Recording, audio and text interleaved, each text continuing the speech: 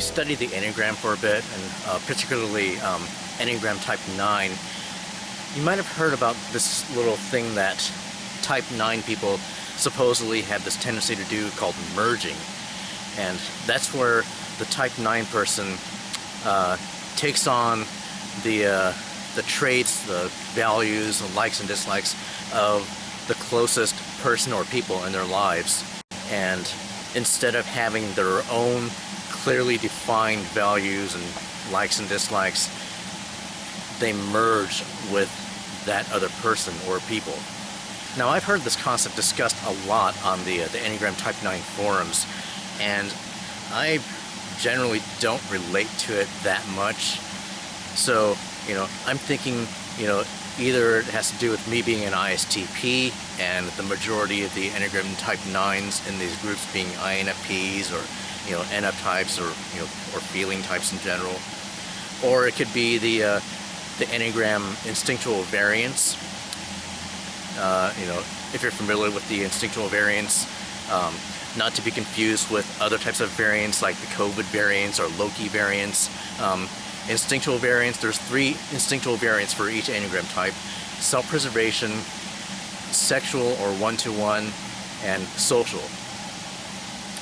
And I myself, I'm most definitely a self-preservation variant. I'm not going to explain the variants. There's plenty of information about that online. But yeah, I can definitely see merging being less of a tendency for self-preservation Type 9s than for other variants of Type 9s.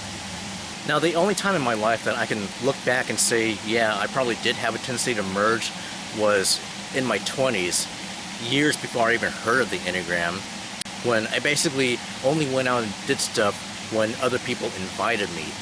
So I was basing my recreational activities on group invites by casual friends. And thus I didn't really know what I enjoyed doing because I just did whatever other people were doing. And then at one point, at age 28, I had this one particular Friday night where I just happened to have nothing better to do, and I still felt like doing something. And so I just decided, well, maybe I'll go see a movie. So I did that. I went and saw a movie by myself. Went out, ate dinner somewhere by myself. And then afterwards, I just went for this random drive by myself, just exploring some streets in the area that I'd never been on before. And I actually felt like I had a fun evening. So from that point on, I pretty much discovered the kinds of things that I enjoyed doing because I got to decide what I wanted to do, and that helped me discover what I really enjoyed doing. And then that was how I later got into stuff like swing dancing and random road trips, and then later got into personality types and making videos like this. There was just so much freedom in being able to decide what I wanted to do without having to rely on other friends inviting me to do stuff. And then when I developed the confidence to say no to group invitations, there was no stopping me. I discovered who I truly was apart from other people just by spending time by myself. And then I became less interested in hanging out with other people, and that was kind of the one negative side effect that came out of all this, because of that I never really developed any deep, lasting friendships until I met my wife. So that actually ended up being kind of a major life transition at age 28.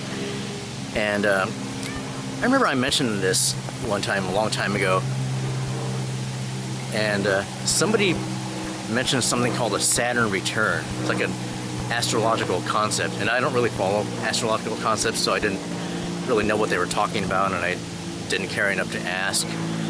But apparently it's like this thing, they say you go through like these major stages of your life every 7 years or something like that, and age 28, that's supposed to be some significant thing. I don't know. But, to me, it just kind of makes sense that, a lot of people around that age, they've been an independent adult for quite some time. They've gotten used to that lifestyle, and so now, they're asking themselves, like, okay, where do I go from here? So, that's kind of my understanding as to why it happened to me when I was 28. But anyway, so a lot of times when type 9s are talking about the subject of merging, you know, they want to know like, okay, so I discovered that I merge with people, so how do I unmerge? And you know, when I come across that, I might talk about my experience in my late 20s when I essentially unmerged. But I honestly don't even really know like how useful that is for other type 9s. You know, it might just be that it came easy to me as a self-preservation type 9, or because I'm an ISTP on the far end of the introvert spectrum. Or on the other hand, it might just be that unmerging came naturally to me because of those factors, you know, because I'm self-preservation, because I'm an ISTP, and other varieties of type 9s might just need to put more thought and effort into these unmerging techniques. But either way, that's how it worked for me, so maybe it'll be useful for others, maybe it won't, but there you go.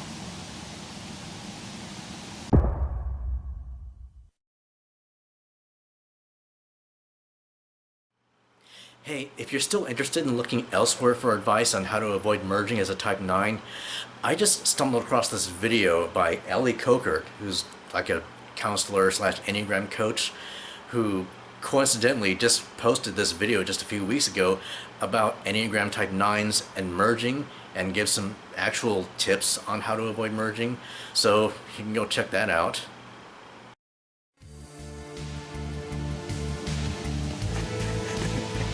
I think it on my phone.